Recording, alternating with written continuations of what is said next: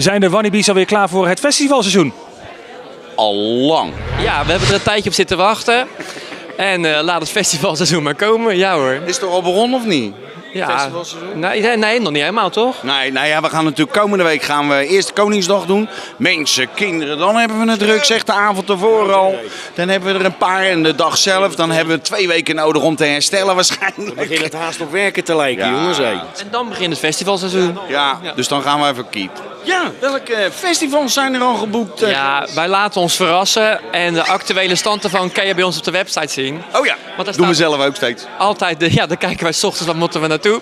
En dat is gewoon op wannabies.nl en daar staat een kopje agenda. En dan kan je precies zien waar we allemaal zijn. Alleen de openbare optredens zijn daar. De zomer is, wij leven op in de zomer. Want dat is gewoon de mooiste tijd van het jaar. Dan is iedereen vrolijker en dan gaat iedereen weer lekker naar buiten. En dan is iedereen een stuk toleranter op een of andere manier. Zelfs Gilles. Zelfs Rocco.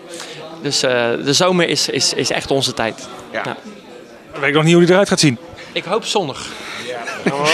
Ik weet nog ineens hoe morgen eruit gaat zien. Dus nee, we houden ons vast aan ons bureau. Die doet heel veel goed werk voor ons. En we gaan waar de wind ons brengt, zal ik maar zeggen. Klinkt ook leuk filosofisch trouwens, hè? Maar ja, we zien het wel. Ja, we laten ons gewoon verrassen. Eén ding kunnen we de mensen wel beloven. Wat voor weer het ook wordt, wij brengen altijd het zonnetje mee. Kijk.